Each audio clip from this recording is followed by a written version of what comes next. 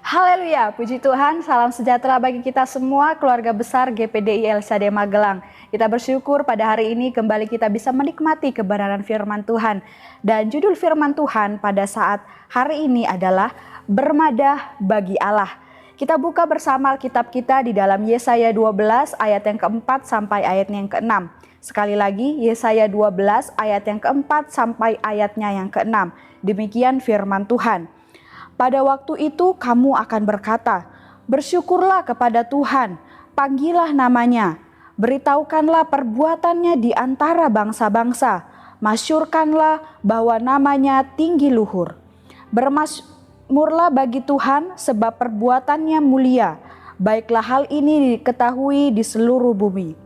Berserulah dan bersorak-sorailah, hai penduduk Sion, sebab yang Maha Kudus Allah Israel agung di tengah-tengahmu. Puji Tuhan, Bapak Ibu, saudara-saudari yang diberkati oleh Tuhan, sesuai dengan judul perikop yang ada, pasal ini berisikan tentang madah ucapan syukur dari umat Israel karena murka Allah telah reda atas mereka. Madah ucapan syukur seringkali digunakan sebagai ungkapan kegembiraan, sukacita dari umat Israel. Lewat madah ini, Nabi Yesaya mengajak umat Tuhan untuk melihat ke belakang dan belajar dari murka sekaligus kemurahan Allah. Belajar dari murka Allah agar umat Tuhan tidak mengulangi lagi kesalahan yang sama sehingga menimbulkan murka Allah. Apa yang telah dilakukan oleh umat Tuhan pada saat itu sangat menjijikkan di mata Allah. Sangat tidak berkenan di mata Allah. Karena itulah mereka menerima hukuman Allah. Murka Allah bangkit atas mereka. Umat Israel pada saat itu membuat Allah sangat murka. Namun karena kasih Allah yang besar, karena kemurahannya yang sangat besar, Allah kembali mengampuni umatnya pada saat itu. Dan justru berjanji akan memberikan penghiburan bagi mereka. Ini yang bisa kita lihat di dalam ayatnya yang pertama. Firman Tuhan di sana berkata, pada waktu itu engkau akan berkata, aku mau bersyukur kepadamu ya Tuhan, karena sungguh pun engkau telah murka terhadap aku, tetapi murkamu telah surut dan engkau menghibur aku. Karena kemurahan dan kasih Allah yang besar yang telah dinyatakan bagi umat Tuhan inilah yang membuat mereka bermadah bagi Allah, menyanyikan ucapan syukur bagi Allah. Mungkin Bapak Ibu saudara-saudari berpikir, apa itu madah atau bermadah? Madah menurut Kamus Besar Bahasa Indonesia artinya adalah kata-kata pujian. Sehingga bermadah bagi Allah artinya adalah memuji-muji Allah, mengucapkan syair atau lagu, nyanyian sebagai pujian bagi Allah. Nah, puji Tuhan Bapak Ibu saudara-saudari yang diberkati oleh Tuhan, dari firman Tuhan hari ini, selain karena kemurahan dan kasih Allah, yang tadinya Allah murka karena kejahatan kita, karena perbuatan dosa yang sering kita lakukan. Namun ia meredakan murkanya, yaitu memberikan pengharapan bagi kita. Dari sini kita akan melihat, selain karena kemurahan dan kasih Allah, hal-hal apa saja yang membuat kita harus bermadah bagi Allah, yang membuat kita harus selalu memuji Allah, menyanyikan ucapan syukur, puji-pujian bagi Allah. Yang pertama adalah karena Tuhan adalah sumber keselamatan kita. Kita melihat di dalam ayatnya yang kedua, bagian yang pertama, sungguh Allah itu keselamatanku. Ketika kita mengambil komitmen atau keputusan untuk mengikut Tuhan Yesus dan sungguh-sungguh percaya kepadanya, hal inilah yang menjadi tujuan kita, yaitu keselamatan kekal. Kita tahu dan yakin bahwa di dalam Tuhan Yesus, hanya di dalam Tuhan Yesus ada jalan keselamatan, ada jaminan kehidupan kekal. Oleh sebab itu kita mau menjadi pengikut-pengikut Yesus yang setia. Hal ini adalah kebenaran yang sejati, yaitu hanya di dalam Yesus kita menemukan keselamatan itu. Hanya di dalam Tuhan Yesus benar-benar kita bisa menikmati kerajaan sorga, mahkota kehidupan yang sudah Dia janjikan dalam kehidupan kita. Hal ini terbukti dalam ayat yang mungkin sering kali sudah kita dengarkan, sering kita baca ataupun kita hafal, Yohanes 3 ayat 16. Allah karena kasih-Nya yang begitu besar bagi kita, mengaruniakan anaknya yang tunggal, yaitu Tuhan Yesus, untuk menyelamatkan kita. Dan dari keselamatan yang Dia berikan, kita pun menerima kehidupan kekal. Kita tidak akan binasa, tapi kita akan beroleh kehidupan yang kekal. Ini menandakan bahwa hanya di dalam Tuhan Yesus kita menemukan keselamatan itu. Jadi itulah yang membuat kita harus selalu memuji Tuhan, bermada bagi Dia. Karena sesungguhnya Tuhanlah sumber keselamatan kita. Selain keselamatan di sorga, di dalam Yesus juga ada keselamatan di dunia. Maksudnya di dalam Yesus kita bisa mendapatkan perlindungan, keamanan, ketenangan, dan berkat-berkat yang kita perlukan selama kita ada di muka bumi ini. Mazmur 62 ayat yang kedua berkata, hanya dekat Allah saja aku tenang, daripadanya lah keselamatanku. Selain Tuhan Yesus adalah sumber keselamatan, Dia adalah sumber ketenangan. Hanya dekat kepada Tuhan Yesus saja kita bisa menjadi tenang. Di keadaan dunia yang sangat sukar saat-saat ini kita perlu ketenangan, dan hanya ada di dalam Tuhan Yesus ketenangan itu. Kemudian di dalam Mazmur 62 ayat yang ke-8 firman Tuhan berkata, pada Allah ada keselamatanku dan kemuliaanku. Gunung batu kekuatanku, tempat perlindunganku ialah Allah. Selain keselamatan, kita bisa menemukan perlindungan di dalam Allah. Ya, keadaan dunia saat ini seperti yang saya katakan tadi penuh dengan hal-hal yang tidak kita duga namun bisa terjadi. Di mana kita bisa berlindung, kemana bisa kita mencari tempat berteduh selain hanya di dalam Tuhan Yesus. Dan karena keselamatan yang dari Tuhan inilah yang harus membuat kita selalu memuji Tuhan, bermada bagi Dia, membesarkan dan mengagungkan namanya. Karena tidak ada yang dapat memberikan keselamatan selain Tuhan Yesus yang kita sembah. Kemudian alasan yang kedua, hal-hal yang membuat kita harus selalu bermadah kepada Tuhan, memuji Tuhan, yaitu adalah karena Tuhan adalah sumber kekuatan kita.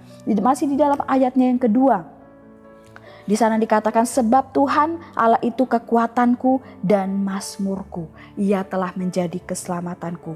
Untuk menjalani kehidupan di dalam dunia ini, kita perlu kekuatan.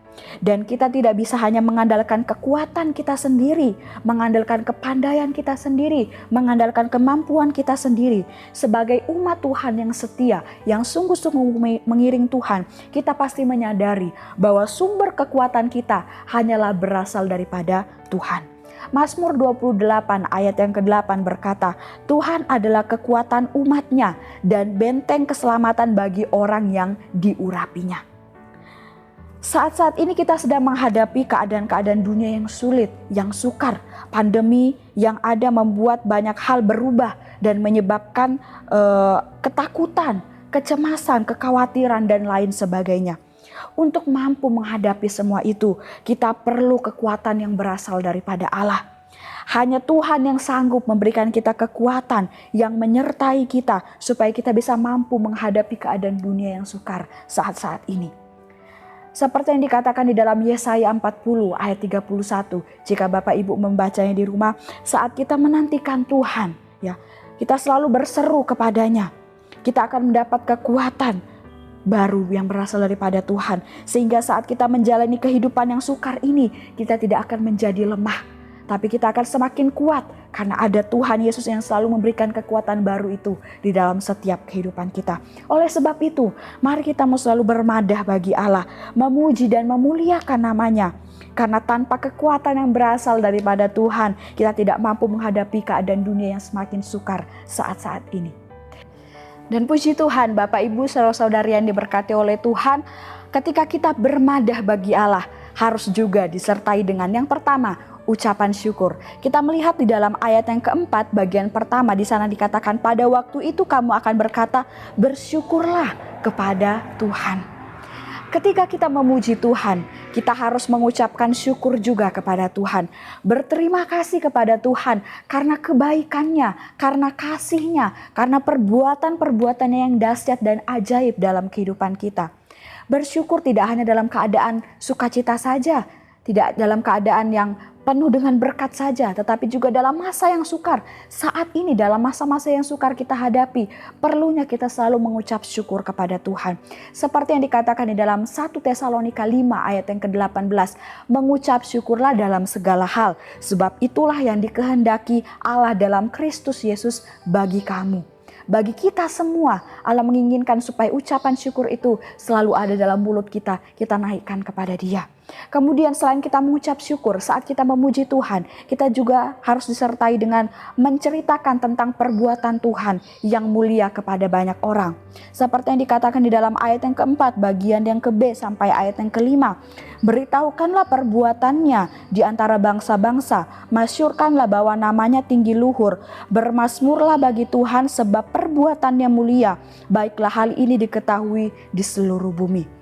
Kebaikan dan kedahsyatan Tuhan harus kita saksikan kepada banyak orang, supaya banyak orang juga bisa mengetahui tentang kekuasaan, tentang kedahsyatan Tuhan itu, sehingga juga banyak jiwa-jiwa yang tergerak untuk menerima Tuhan Yesus sebagai juru selamat dalam kehidupan mereka dan mau sungguh-sungguh percaya kepadanya. Tentunya Allah juga rindu tidak hanya kita yang menerima kebaikan Tuhan itu, tapi banyak orang di luar sana juga bisa merasakan kebaikan Tuhan itu. Karena apa? Karena kasih Tuhan tidak terbatas, kebaikannya tidak terbatas dalam kehidupan kita dan juga bagi banyak orang. Puji Tuhan, Bapak, Ibu, saudara-saudari yang diberkati oleh Tuhan, kiranya renungan pada hari ini menjadi kekuatan dan berkat bagi kita, mengingatkan kita, mari kita mau selalu bermada bagi Allah, memuji, mengagungkan, dan membesarkan nama Tuhan. Karena Allah adalah sumber keselamatan, sumber kekuatan dalam setiap kehidupan kita. Puji Tuhan, Tuhan Yesus memberkati kita semua. Mari kita akhiri renungan hari ini dengan berdoa.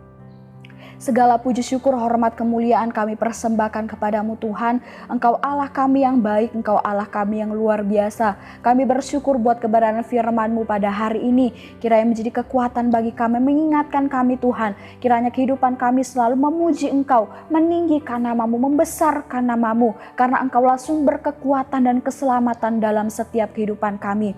Terima kasih Yesus, terima kasih Bapa. Engkau yang memberkati seluruh keluarga besar GPD LCD Magelang, supaya kehidupan kami semakin setia, semakin berkenan di hadapan-Mu. Terima kasih Yesus, terima kasih Bapa. Ajarlah keluarga besar GPD LCD Magelang menghitung hari-hari sedemikian hingga kami beroleh hati yang bijaksana. Kenyangkanlah kami di waktu pagi dengan kasih setia-Mu, supaya kami bersorak-sorai dan bersukacita semasa hari-hari kami. Terima kasih Yesus, terima kasih Bapa. Inilah menjadi doa dan ucapan syukur kami. Kami alaskan hanya di dalam nama Tuhan Yesus Kristus. Haleluya. Amin.